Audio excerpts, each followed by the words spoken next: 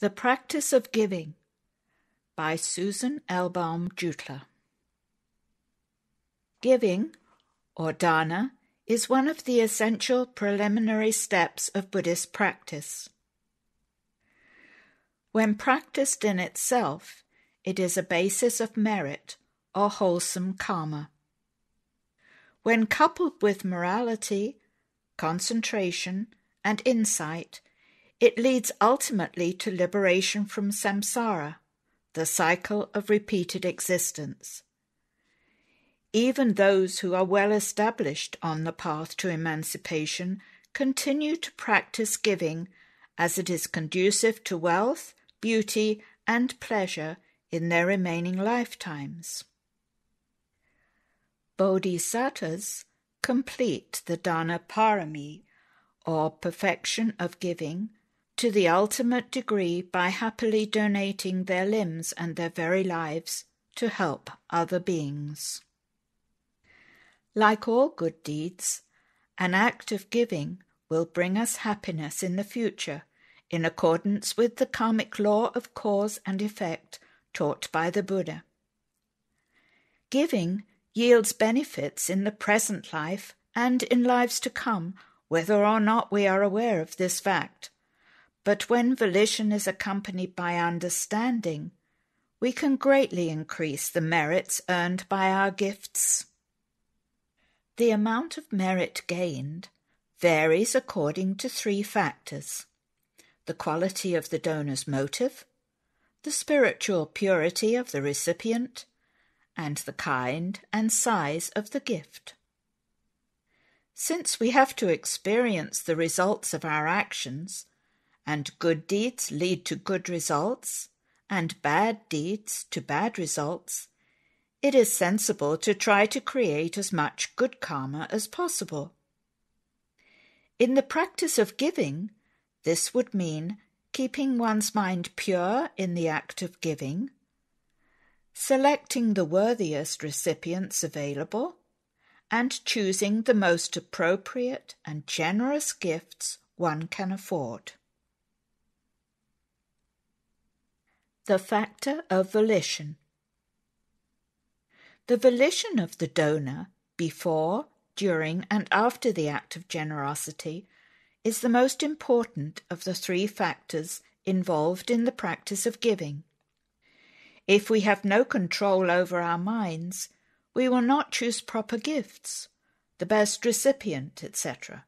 We will be unable to prepare them properly, and we may be foolish enough to regret having made them afterwards. Buddhist teaching devotes special attention to the psychological basis of giving, distinguishing among the different states of mind with which one may give. A fundamental distinction is made between acts of giving that lack wisdom and those that are accompanied by wisdom, the latter being superior to the former. An example of a very elementary kind of giving would be the case of a young girl who places a flower on the household shrine, simply because her mother tells her to do so, without having any idea of the significance of her act. Generosity associated with wisdom before, during, and after the act is the highest type of giving. Three examples of wise giving are giving with the clear understanding that, according to the karmic law of cause and effect, the generous act will bring beneficial results in the future. Giving while aware that the gift, the recipient, and the giver are all impermanent, and giving with the aim of enhancing one's efforts to become enlightened. As the giving of a gift takes a certain amount of time, a single act of giving may be accompanied by each of these three types of understanding at a different stage in the process. The most excellent motive for giving is the intention that it strengthen one's efforts to attain nibbana. Liberation is achieved by eliminating all the mental defilements which are rooted in the delusion of a controlling and lasting I. Once this illusion is eradicated, selfish thoughts can no longer arise. If we aspire to ultimate peace and purity by practicing generosity, we will be developing the Dāna parami, the perfection of giving, building up a store of merit that will bear its full fruit with our attainment of enlightenment. As we progress towards that goal, the volition involved in acts of giving will assist us by contributing towards the pliancy of the mind, an essential asset in developing concentration and wisdom, the prime requisites of liberation.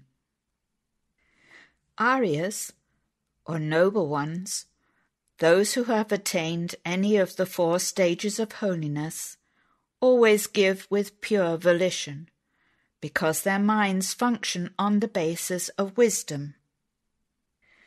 Those below this level sometimes give carelessly or disrespectfully, with unwholesome states of mind. The Buddha teaches that in the practice of giving, as in all bodily and verbal conduct, it is the volition accompanying the act that determines its moral quality. If one is offering something to a monk, doing so without adopting a respectful manner would not be proper. Throwing a coin to a beggar in order to get rid of him would also be considered a defilement of giving. One should think carefully about the relevance and the timing of a gift for it to bring the best results. A gift given through an intermediary, for example having a servant give food to a monk rather than giving it by one's own hand, also detracts from the value of the gift. When one gives without realizing that one must experience the results of one's deeds, an act of giving again diminishes in meritorious potency. If one only plans on giving a donation but does not fulfill one's plan, the merit earned will be very slight. Thus we should always follow up our intentions of generosity expeditiously, unless something intervenes to prevent our doing so. If, after having given a gift, we should subsequently regret our action, most of the merit of the deed will be lost. A moral person gives politely and respectfully. Whether the gift is spontaneous or planned, he or she will make sure that the timing and contents of the gift are appropriate for the receiver.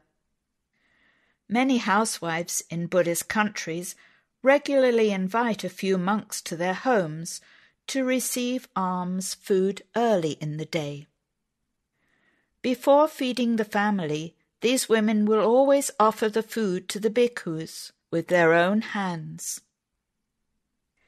One might contribute to a certain cause from fear that friends would disapprove if one did not give.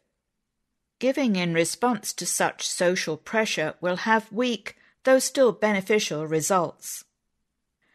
Charitable actions undertaken to gain a good reputation are also selfish and hence not a very valuable kind of giving. Nor can it be praiseworthy when one gives merely to return a favour or in expectation of a reward. The former is like repaying a debt, the latter analogous to offering a bribe. The recipient of gifts. The purity of the recipient is another factor which helps determine the karmic fruitfulness of a gift. The worthier the receiver, the greater the benefits that will come to the donor. Hence it is good to give to the holiest people available. The Buddha teaches that the worthiest recipients of gifts are the Aryas, the noble ones such as the Buddha himself, and those of his disciples who have reached the supramundane paths and fruits. For it is their purity of mind, attained by wisdom, that makes the act of giving capable of yielding abundant benefits. Therefore, to earn the maximum merit, we should give as much as we can and as often as possible to the noble ones.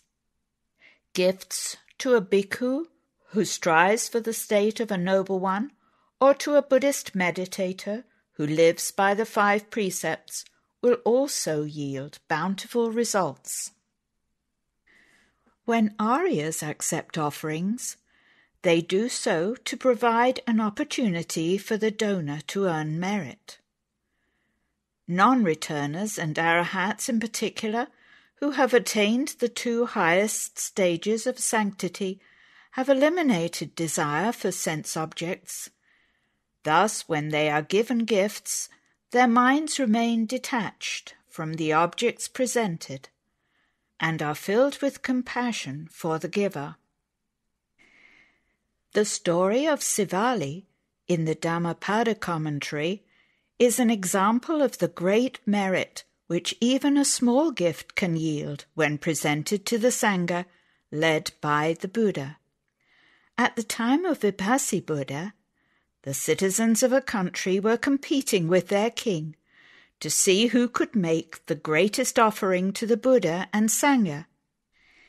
The citizens had obtained everything for their offering except fresh honey, and they sent out several messengers, each with plenty of money, to buy the missing ingredient. One of these men met a villager who happened to be bringing a newly harvested honeycomb into the city for sale. The messenger was only able to buy it from the peasant when he had offered his entire allowance of 1,000 pieces of money, which was far more than a single honeycomb was worth. The villager said, "Are you crazy? This honey isn't worth a farthing, but you offer me 1,000 pieces of money for it? What is the explanation for this?" The other man told him that the honey was worth so much to him because it was the final item on the menu for the citizens' offering to the Buddha. The peasant spontaneously replied, "If that is the case, I will not sell it to you for a price. If I may receive the merit of the offering, I will give it to you." The citizens were impressed with the faith of this man, who so readily gave up a windfall and enthusiastically agreed that he should receive the merit of the offering. Because of this simple gift, at the time of Vipassana, the villager was reborn numerous times in celestial planes, and then became the prince who inherited the throne of Benares. In his final lifetime, he became the elder Sivali and attained arahantship as a disciple of the present Buddha. Even after that, his gift of the honeycomb continued to bear fruit. To honor the one who had made the sweet gift aeons before, the gods provided lodging and food for the Buddha and 500 of his monks, including Sivali, when for several days they had been walking along a deserted road. The practice of giving is also beneficial when directed to someone who is not spiritually advanced. If the donor's intention is good, then even though the receiver is immoral, the donor will earn merit, and further, by his act of giving, he will strengthen within himself his own disposition to renunciation. A gift mentally offered to the noble Sangha, but physically presented to a monk who is morally corrupt, will still bear great fruit. To be sure, we should not pretend that a bad person is good, but we must be most careful of our own attitude while giving, as our attitude is the factor over which we have most control.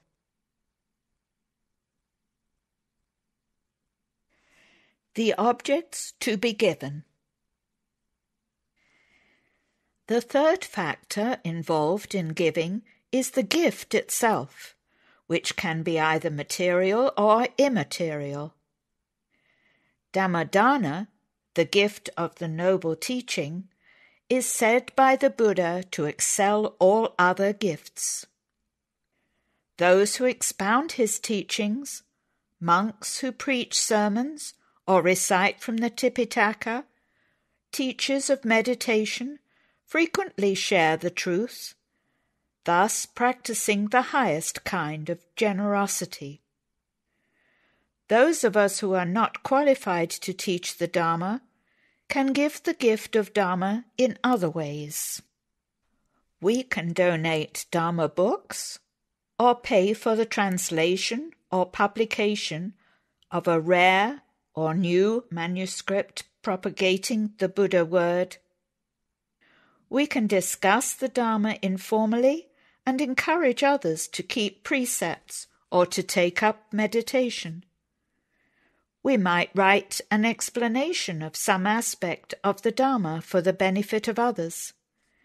Giving cash or labor to a meditation center or helping support a meditation teacher can also be considered the gift of the Dhamma, as the purpose of the center and the teacher is the transmission of the Buddha's teaching.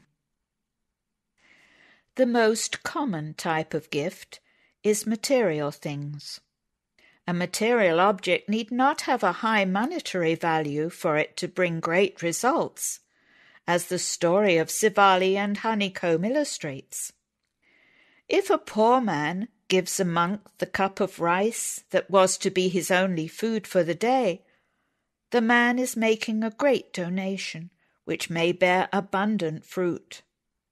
While if a prosperous merchant, knowing in advance that the monk was coming for alms, were to give the same small portion of rice, he would reap meagre fruits. We should try to give things whose quality is at least as good as those we use ourselves, like the people in Burma who buy the best fruits on the market as gifts for the monks, although these fruits are much too expensive for them to consume themselves. Gifts to the Sangha may consist of food, robes, medicine, or monasteries, each of which has a wide range. The limits are set by the rules of the Vinaya, which the Buddha established as and when required to keep the Bhikkhu Sangha pure and strong.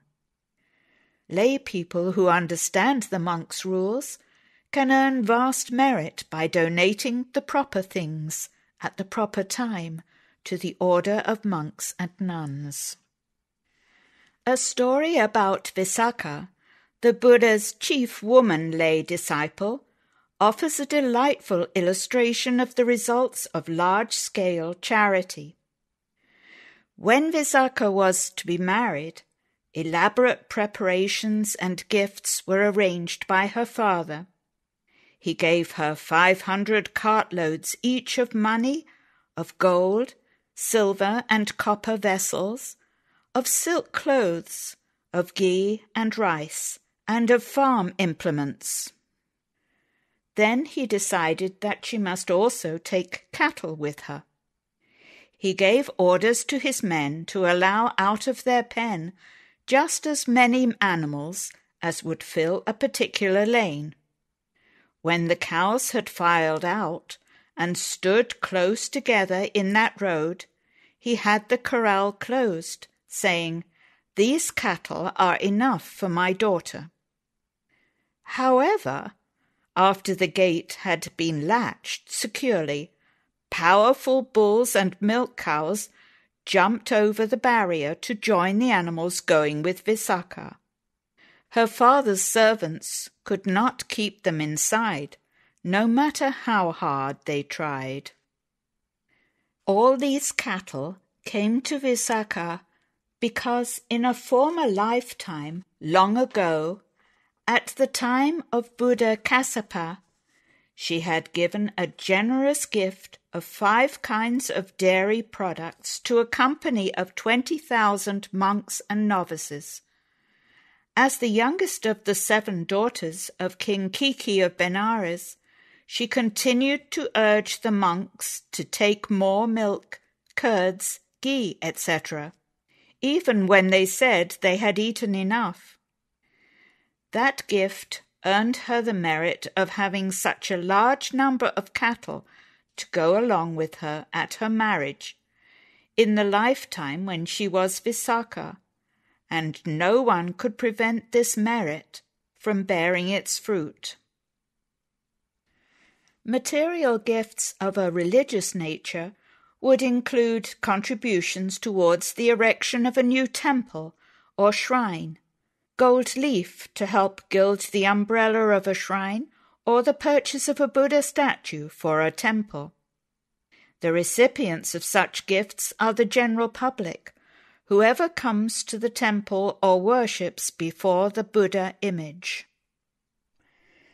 Mundane gifts to the citizens of one's town would include donations to various welfare organizations, a contribution to a hospital or public library, keeping a neighborhood park clean and neat. If one does not merely contribute funds for such projects, but provides physical labor as well, the karmic results will be even greater. Gifts of this sort can be quite meritorious if preceded, accompanied, and followed by pure mental volitions. The perfection of giving. There is a mode of giving which completely disregards the qualities of the recipient and even the mundane fruits of the merit acquired by giving. Such generosity springs from the motive of renunciation. The thought of eliminating one's attachment to one's possessions and thus aims at giving away the dearest and most difficult gifts. Bodhisattvas give in this manner whenever the opportunity presents itself, strictly in order to fulfill the Dāna parami, the perfection of giving, which is the first of the 10 perfections they must cultivate to the highest degree in order to attain Buddhahood. A bodhisattva's work to complete the perfection of giving demands much more of him than other beings could emulate. Many Jataka stories relate how the bodhisattva who was to become the Buddha Gautama gave things away with absolutely no thought of himself or of the mundane benefits that might follow. A bodhisattva's only concern in practicing generosity is to fulfill the requirements for Buddhahood. The basket of conduct contains 10 stories of the bodhisattva's former lives. In one of these lifetimes, he was a Brahmin named Sankha, who saw a Pacceka Buddha, or non-teaching enlightened one, walking barefoot on a desert path. Sankha thought to himself, desiring merit, seeing one eminently worthy of a gift of faith, if I do not give him a gift, I will dwindle in merit. So the Brahmin, who had a very delicate constitution, presented his sandals to the Pacceka Buddha, even though his need for them was greater. Another time, the Bodhisattva was a great emperor named Mahasudassana. He had criers proclaim several times every day, in thousands of places throughout his empire, that anyone who wanted anything would be given it if he just came there and asked. if there came a mendicant beggar, whether by day or by night, receiving whatever goods he wanted, he went away with his hands full. Mahasudarsana gave with completely open-handed generosity, without attachment, expecting nothing in return, for the attainment of self-awakening. A bodhisattva must give more difficult gifts than material goods to fulfill the highest form of the perfection of generosity. He must freely give the parts of his body, his children, his wife, and even his own life. As King Sivi, our bodhisattva plucked out both his eyes with his bare hands and gave them to Sakka, the king of the gods. Sakka had come to Sivi in the guise of a blind old man, just to provide him with the opportunity to make this remarkable gift. Sivi did this with no hesitation prior to the act, nor with any reluctance during the act, nor with any hint of regret afterwards. He said that this gift was made for the sake of awakening itself. The two eyes were not disagreeable to me. Omniscience was dear to me. Therefore I gave the eyes. As Prince Vesantara, the Bodhisattva gave the auspicious, powerful royal elephant to the people of a rival kingdom merely because they had requested it. As a result of this liberality, he and his wife and 2 small children were banished to a remote mountain. They lived there in the forest. Vesantara tended his son and daughter in their hut, while his wife spent the days gathering the wild fruits on which they lived. One day a traveller chanced by and asked the Bodhisattva to give him the children. Vesantara gave them away without any hesitation at all. Later he gave away his virtuous wife too. Neither child was disagreeable to me. The Lady Maddie was not disagreeable. Omniscience was dear to me. Therefore I gave away those who were dear. It should be noted that at that time a man's children and wife were generally considered his property. Ages before, the Lady Maddie had aspired to be the wife of the Bodhisattva and to share whatever trials he had to undergo along the path to Buddhahood.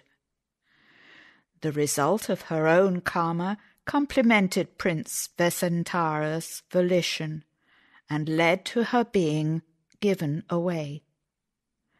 Their children must also have been experiencing the results of their own past deeds when they had to leave their parents. Another time, the Bodhisattva took birth as a wise hare. That existence came to an end when, joyously, he jumped into a fire after inviting a famished Brahmin, again Sakka in disguise, to eat him roasted. Because of the purity of the Bodhisattva's mind while making his highest gift of his entire body and life, the blazing fire did not hurt him as it burned his flesh. In relating the story, he said that, in fact, the fire had calmed him and brought him peace as if it had been cool water, because he had accomplished the complete perfection of giving. The ultimate goal of giving. The goal of the Buddhist path is emancipation from the suffering of repeated existence in samsara. The Buddha taught that uprooting ignorance and the mental defilements it nurtures will bring us to Nibbana, the utter cessation of suffering. Unwholesome mental tendencies make us cling to what we mistakenly take to be ourselves.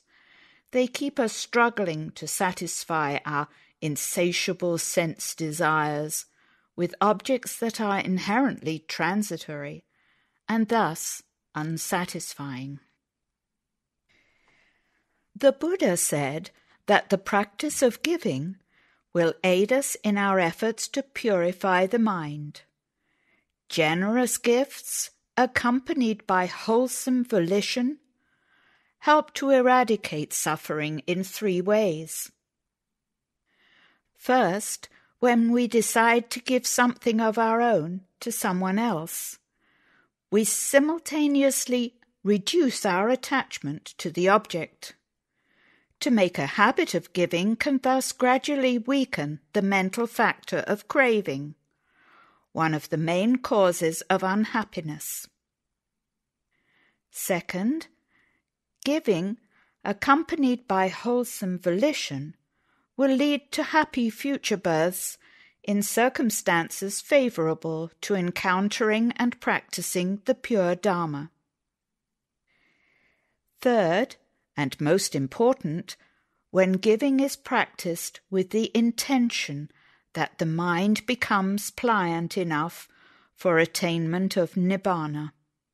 The act of generosity will help us develop virtue, concentration, and wisdom, or sila, samadhi, and panya, right in the present. These 3 stages make up Buddha's noble eightfold path, and perfecting the path leads to the extinction of suffering. If we give, in the hope of winning luxury in future lives, we may attain our aim, providing that we adhere to the principles of virtuous conduct. According to the Buddha, however, the motivation of working for liberation is far superior to that of aiming at mundane happiness in future births. This is because a gift made with the desire for pleasure is accompanied in part by the unwholesome psychological root, craving. The merits earned by such gifts are exhausted in transient pleasure, and such mundane happiness keeps us revolving in the round of rebirth, which in the deepest sense is always dukkha, subject to suffering. Giving associated with craving cannot contribute to the one form of happiness that does not perish. The happiness that releases from the round comes only with the full elimination of craving. Gifts untainted by craving and attachment can only be made during a Buddha sasana, the period when the teachings of a Buddha are available. So when we give now, during such a time, we should do so with the aim of putting an end to craving. With the end of craving, suffering ceases, and that is liberation. May the merits of this gift of the Dhamma be shared by all beings.